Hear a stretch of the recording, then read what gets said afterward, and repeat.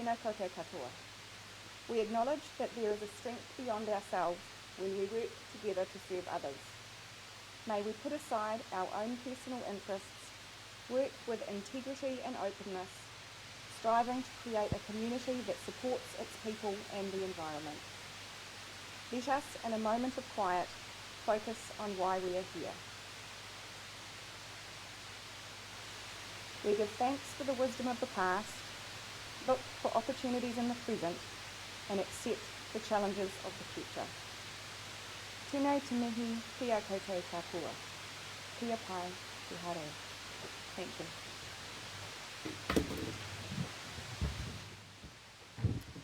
Welcome all to our extraordinary council meeting. I'd just like to advise that we are live streaming, of course, however there's no other recordings being taken today. We have no apologies today, great to have a full house. And do we have any conflicts of interest? Very good. Announcements by the Mayor. I would just like to take a moment to welcome our Acting Chief Executive, Neil Taylor, who is here to hold the fort for us for the next 4 weeks, and I'm sure, like me, you're all looking forward to working alongside him over that period of time, so welcome. Thank you. And I would also just like to take a moment to acknowledge a very, very loyal and long-serving member of our senior leadership team, and he's going to be sitting over there grimacing, Lance Titter, who had his 40 years of service on the 18th of February, and he tried to keep it very much on the down low. However, I didn't think that that could go past unacknowledged by ourselves as the governors, so I did want to take the opportunity to say a sincere thank you and acknowledge those many, many years of hard work and service to the Napier City Council.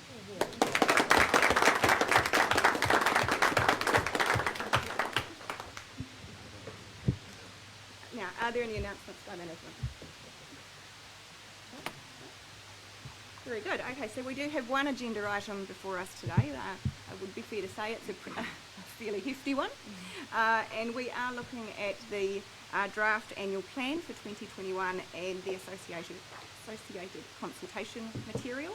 So I will just, first of all, I'd like to acknowledge the many, many hours of work that have gone in to get us to this stage of our annual plan process, to the whole of the finance team, Caroline, Minister team, and of course Adele. So thank you for that, and I know that there's still many, many hours of work to go, and we look forward to working alongside you as you work on that. And I would just invite Adele to speak to the paper and highlight some of the key points. Thank you, and through the Mayor. So the purpose of today is to acknowledge the seminars that Council have had over the last few months, and the direction setting from those meetings that we've had, and to document how they then feed into the annual plan process and to form the underlying information. Once this information is agreed and adopted today, officers can go away and prepare a consultation document that will then be able to be shared with the community for their feedback on where we're at. So just going through the resolutions, if I may. So when we were going through the process, we are looking at an average proposed rates increase for the 2021 year of 6.5%. Now, alongside this process, Council will also be engaging with the community around the revenue and financing policy, and those impacts will be separate to the impacts of the overall average increase. So there will be overs and unders as a result of the change in allocation through the revenue and financing policy. The revenue and financing policy will be adopted by Council on the 31st of March, and we're working towards then consulting at the same time as the annual plan. So some of the major items that we're looking to inform the community around are the waste and management costs. So the proposed impact on rates for 2021 for the curbside waste collection is 1.3%. But we're also looking to spread that over 2 years. We're looking to use some of our reserves from our Omanuri reserve to spread the impact, and the following year's increase will be looking at a 0.8% increase. So there is a 2-year impact to bring that cost in. Council identified water as their number one priority, and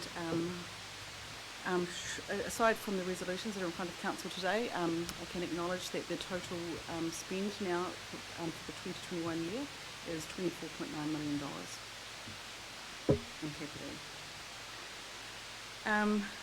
So we're looking at the resolutions around the number one priority. So it's noting that the water master plan has been brought to Council in a separate paper. And of the additional work that Council are undertaking for 2021 of 12.1 million, 7.3 million relates to water supply. Council will have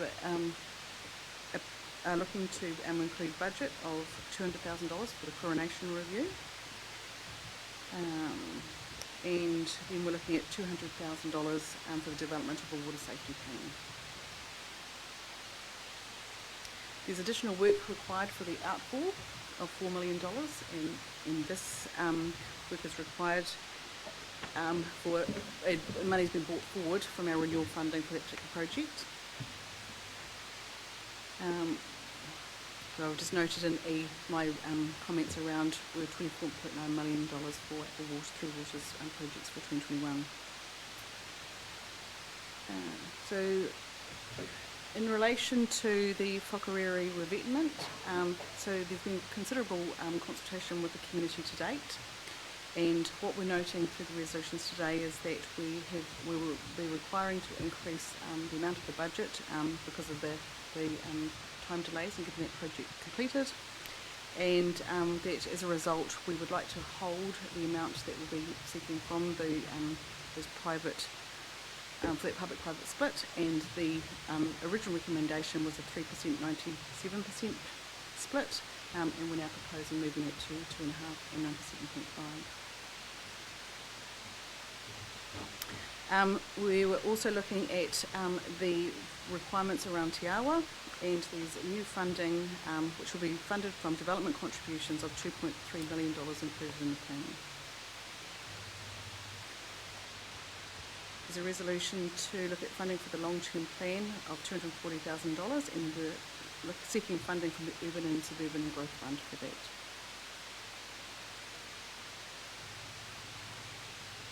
There's an increased need to work with our community and ensure that we engage correctly, so the recommendation on the table is to increase funding for community engagement of $100,000 for the following year, and that again is to be funded from the Suburban and Urban Growth Fund. As I noted earlier, there are some changes that are also impacting the next year's annual plan and our rating, and so those changes will be brought back to Council on the 31st of March. So we'll put the next two go together. And provided to Council was also an update to the capital plan. We have provided the remaining 8 years of the long-term plan as an update to Council, but we're looking just for the approval for the 1 year of the annual plan for the changes. So I think the rest of the resolutions follow through. And yeah, so as I said, today is around agreeing those assumptions. And for officers to go away and consult, and I'll just refer you to page 16, under the significance and engagement section, is what we'd like to talk to the community about with specific consultation. So the specific matters include the library site selection. Now we can provide more information if Council would like to talk to that, but there will be a paper coming to Council on the 26th of March to talk about the process that they've undertaken to date and over the last year around the library strategy, and including the long list of options in relation to the library and where it might be located in the future. And what we'd like to do now is, through the annual plan, is to seek some feedback from the community on the preferred option.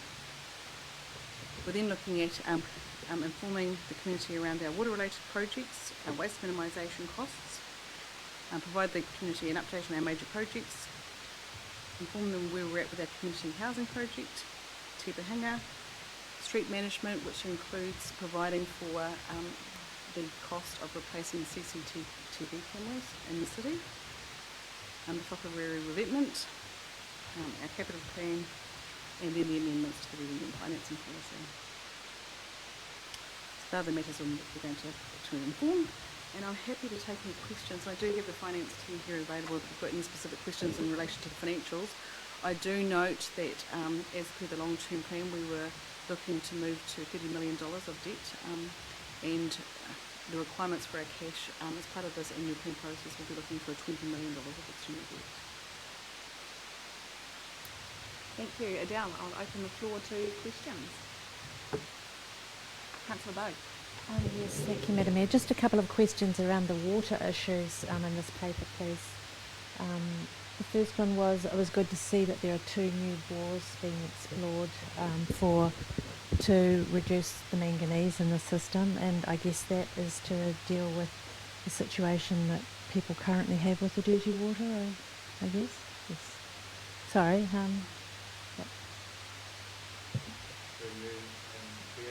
So the 2 new bores proposed are in keeping with our wider strategy, which is part of the water master plan, but yet bringing those bores back in lieu of our final master plan being presented in order to try and bring or fast track the ability to. Excellent, thank you. And just one other question, and perhaps Madam Mayor, you might be able to answer. In regards to the chlorination review, I wondered if there was an update what's happening or not happening in Christchurch. I haven't had an update from Christchurch. I'm not sure if management has heard anything further.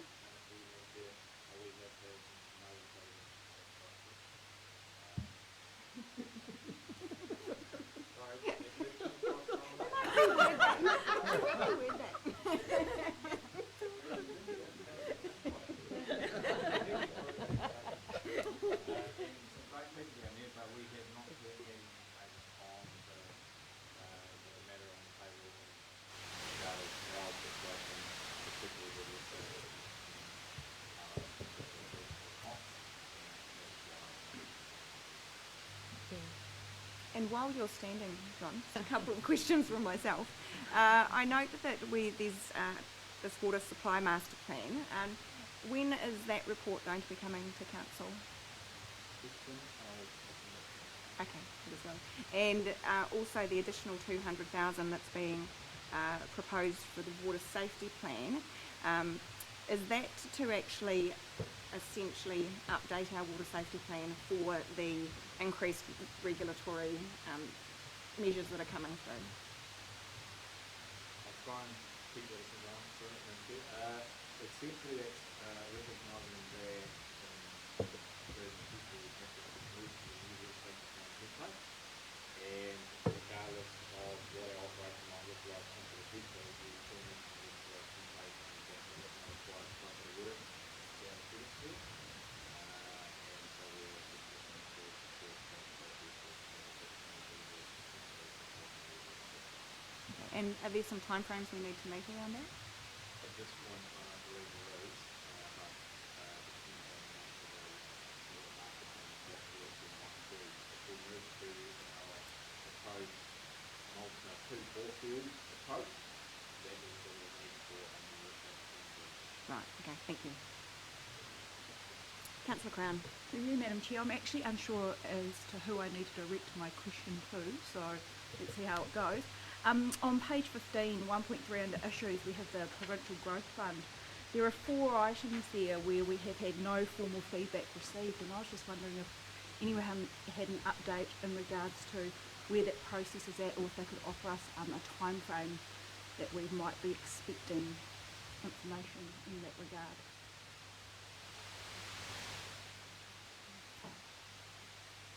Thank you, Richard. We're not in position to see where we're at. Yeah. Sorry, if you could come up to the microphone here. We would hate for you to miss out on being live streamed. John, you got off the hook.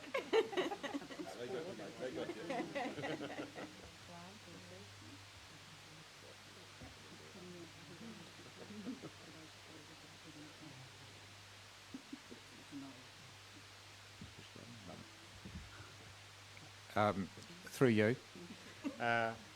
Unfortunately, we're not in a position really to be able to update on those 4 those 4 applications. We haven't had a lot of dialogue with the Provincial Growth Fund as such, and there are some issues around some of those which are in various stages of progression with various bodies. So I think probably the better thing to do at the moment is direct us to try and find some answers for you, and we can bring that back to the table. Thank you. Before you disappear, Richard, now might be an opportune time for you to just provide some further information around the inclusion of the library site selection in the annual plan process. Certainly. So the library has gone through quite a process of trying to find its eventual home, and that culminated last year in the working party for the library, which was made up of councillors and staff, doing a site prioritisation of 17 sites, and that process led to the selection of one of the sites, the old site actually, where the library was, being the preferred option. Now that work hasn't formally been taken to the council table, and we're proposing to do that very shortly in conjunction with the other projects, which are the hotel and the civic buildings, with a view that there is a work to do on a precinct that is where the old council and library buildings were, the civic buildings. And as part of that paper, the library will be part of, I guess, a wider master plan for that whole area, and that paper will signal some of those issues and what's next really in those terms, including accepting the working party's work, and then looking for some public feedback from this process, the annual plan, as to validating those findings in the interim. Thank you. Open the floor to any of you. Another question. Sorry, it's concerning community housing. My question is, when the consultation document goes out on the 7th of April, what kind of information will we be seeking, or feedback will we be seeking from the community in terms of our community housing?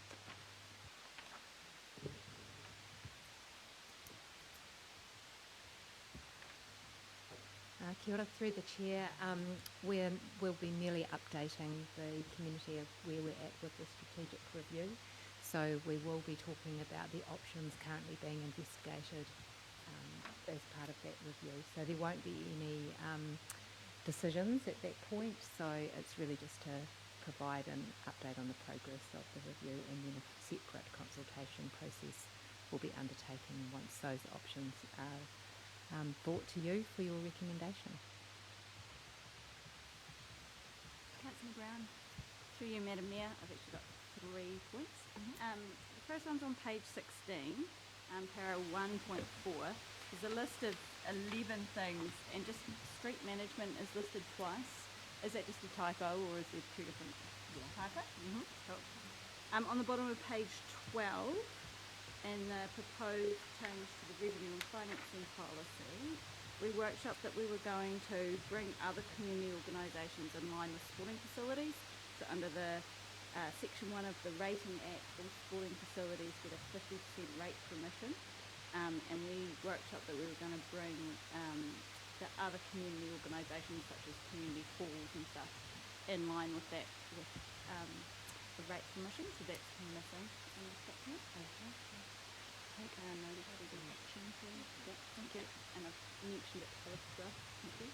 And then right at the end, the aquarium prices. My recollection was that those were going to hold, and I see there's an increase. So that's in the fees and charges table you're referring to? Yes. Yes. Right. Page, I don't know here.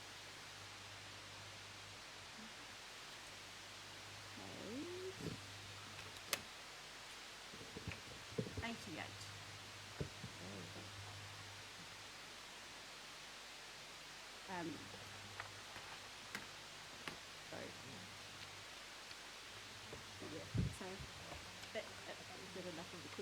So you're questioning around the proposed fee increase for the aquarium, and we had a conversation around holding those prices. If we could have a comment from staff on that one.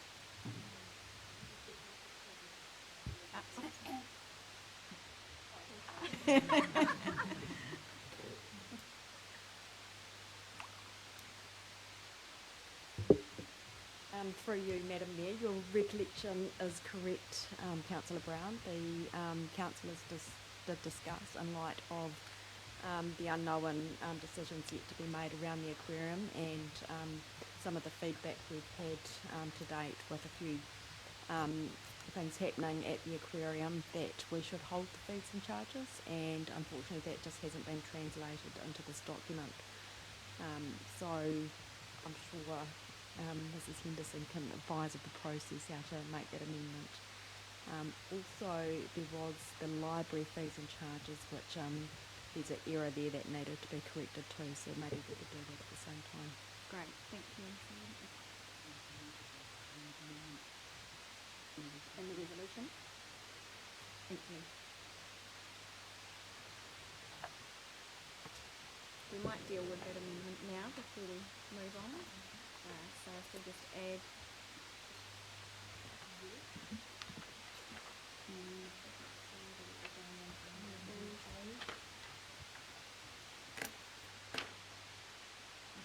we can either amend O.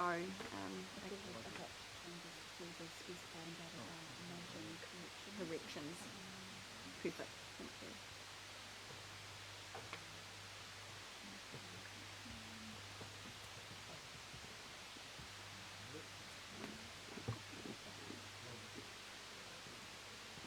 There's a lot of recommendations.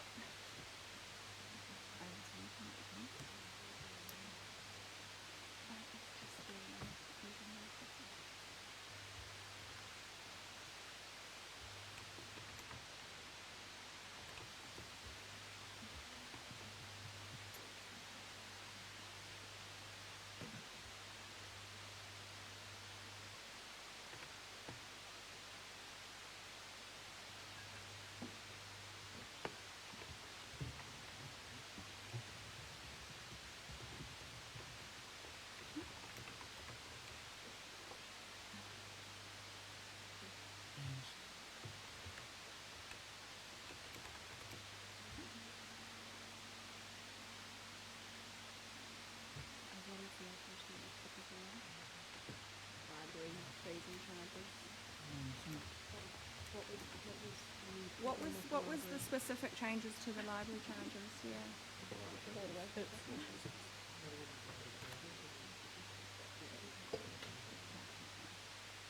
Through you, Madam Mayor, on page 73 under the library charges, there's a few charges there in terms of book rentals and magazine rentals, where it says no charge. However, we do charge for those, and the library manager advised me that it should probably be no change. But I'm not too sure whether that's correct, because there's a lot of other no charges throughout the fees and charges document, so something we need to look at. Yeah. Perhaps note that as just as a review of those, if we're not absolutely certain at this stage that they're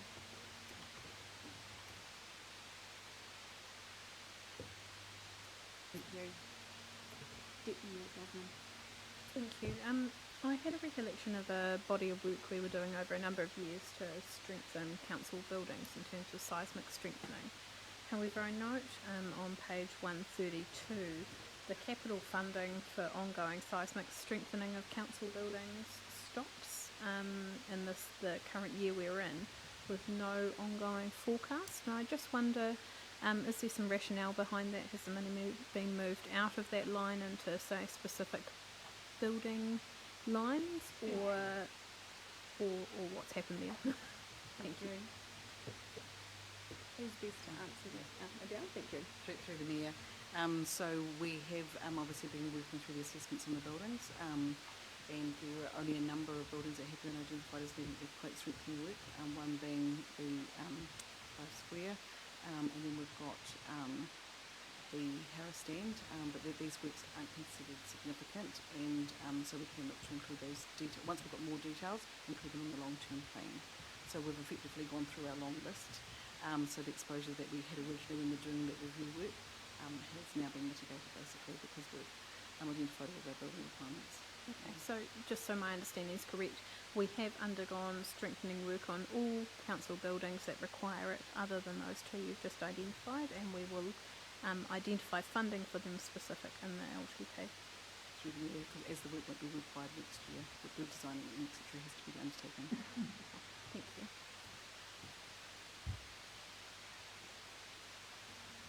Any further questions?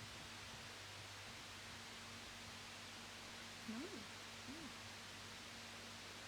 So, just as a summary, we're here today to formally approve the underlying information for our next annual plan and approve the key decisions from Council for the development of that draft annual plan and the consultation document that will be going out from the 7th of April to discuss with our community. So this document will outline the key changes, why the changes are proposed, and the effect of those changes, including the rates impact. As you've seen from the screen behind me and your papers, there are a number of components to today's resolution. However, there actually are no matters that we're going out in the consultation process with options. They are informed pieces. So the significance of the changes that are before us do require them to be informed, but because we're not actually considering options, it is really just sharing that information with our community and seeking their feedback and input. And of course there's nothing to preclude our community to bringing other issues to us throughout the annual plan consultation process as well. So as the chair, I'm happy to move the motion. If I could ask for a seconder. Oh, where do I go first? Councillor Taylor, you're closest. I mean, I've pretty much outlined my summary of the situation. Councillor Taylor, did you wish to? No? Would anyone else like to speak to the motion before us today? Could I just say I do fully support the motion. I'm very pleased that we are going to have a hearing in June to hear submissions where people want to speak to us face to face. Thank you. I just had a couple of points I wanted to speak to. One was the inclusion of the library site selection. I think it's really quite a good time in the process we've been working through under the previous council, and a big shout out to everyone who worked on the information that we're going to receive formally at my committee meeting in a couple of weeks' time on that project. The Mayor would know through the huddles that this is one of the topics that gets raised most frequently, is around how's council going with the library and where will it be, including some of our staff from inside the MTG I know ask us that every now and then as well.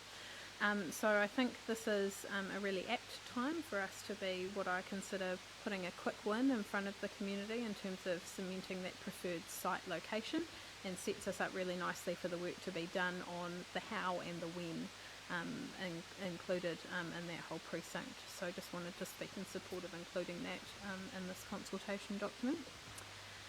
The other note that I really wanted to make, and it's really important that we do make that note when we're going into a hearing process, is that we need funding to be able to be responsive to community issues that get raised during submissions. And I'd just like us to all turn our minds to how much flexibility we have to be responsive to issues as they arise, not only during the consultation process and period, but also during the year. That's something that I'm really conscious that we give some consideration to when we move through to our hearing process. Thank you. Thank you.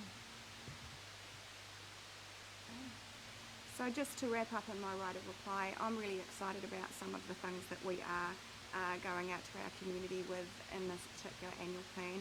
One for me is the Te Pihinga project for our Maraenui community, and moving forward with providing them with a community space and some facilities for their rangatahi and tamariki, in fact their community at whole. And certainly community housing is something that here as a city and as a region we need to be focusing on and moving forward.